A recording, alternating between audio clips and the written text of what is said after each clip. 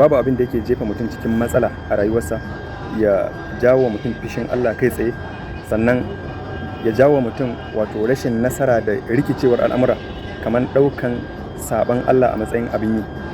Duk lokacin da mutum ya mai da saban Allah a matsayin abin yinsa, to ya haɗu da matsala kenan a rayuwarsa, ya rinka cin karo da matsaloli kenan cikin al'amuransa.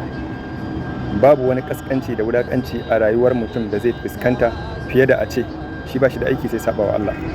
wa man yuhinillahu fama lahu min mukrim. Lallai duk wanda Allah ya kaskantar da shi ba shi da mai girmamawa a gare shi.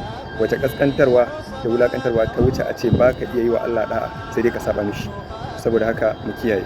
Haka ma a nan cikin littafin Adda'u wad Dawa malam yake bayanin wasu matsaloli da zunubi yake jefa mutum a ciki malam yake cewa an yarfa Allahu mahabatahu min qulubil khalqi. Allah yana dauke kwarjinin mutum a zuciyar mutane yayin da mutum ya dauki zunubi a matsayin abin yi, wa yahunu alaihim, ya zama ba komai ba a wurin mutane, wa yastakifuna bihi, bal ma mutane su rena shi, kama hana alaihi amruhu wastakaffa bihi. Kamar yanda umarnin Allah ya zama ba komai ba ga wannan mutumin, ya rena umarnin Allah, to shi ma haka Allah zai sa amara. Fa ala qadri mahabbati al-abdi lillahi yuhibbuhu an-nas. Gurgurdan yanda bawa yake son Allah, haka Allah zai sa shi ma mutane su so shi. Wa ala qadri khawfihi min Allah yakhafuhu an-nas. Gurgurdan yanda yake son Allah, yake tsoron Allah, haka Allah zai sa mutane su tsorace shi. Wa ala qadri ta'zimihi lillahi wa hurumatihi yu'azzimu an-nasa hurumatahu. Gurgurdan yanda yake girmama Allah, yake girmama alfarmar Allah, haka Allah zai sa mutane su girmama shi, su girmama alfarmarsa. Malam ya ci gaba da cewa wa kaifa yantahiku abdun hurumatillah wa yatma'u alla yantahika an-nasu hurumatahu. Ta yaya bawa zai rika keta alfarmar Allah amma ya rika kwadayin cewa shi ba za a keta alfarmarsa ba? Shi ya kai wani matsayi na darajar da ya fi karfin a masa kaza, amma yana yi wa Allah shi abin da ya ga dama. La, ba zai yiwu ba. Am kaifa yakunu alaihi haqqullahi wa la yuhawwinuhu Allahu ala an-nas. Ko kuma ta yaya zai dau haƙƙin Allah ba komai ba, kuma amma ya dauka cewa shi haƙƙinsa za a girmama haƙƙinsa, mutane za su girmama haƙƙinsa. Am kaifa yastaqifu bi ma'asillah. Ko kuma ta yaya zai rena saban Allah, ya dauka ai ba wani abu bane ba, wala yastaqifu bihi al-khalq, ya dauka mutane ba za su rena shi ba. Duk wanda ya dauki haka lalle yayi kuskure.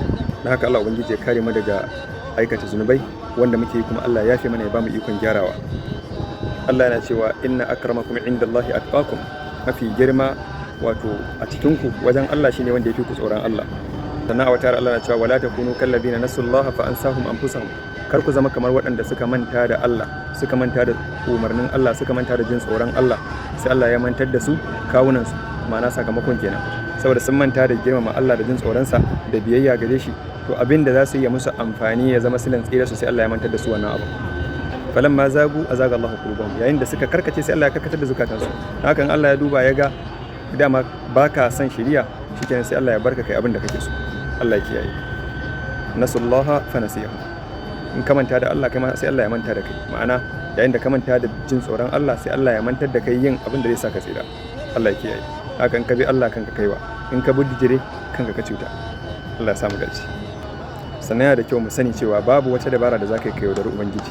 Cikinka da wajenka, zahirinka da baɗininka, duk Allah ya sani. Duk abin da ka kudurta Allah ya sani. Ba abin da zaka yi kai yaudar Allah. Don haka duk abin da zaka yi kai kokari ka kintace daidai. Allah ya duba ya ga zuciyarka da gaskiya kake nufi akan wannan abu. In baka sani ba, ka je ka nemi sani, waɗanda suka sani su sanar da kai.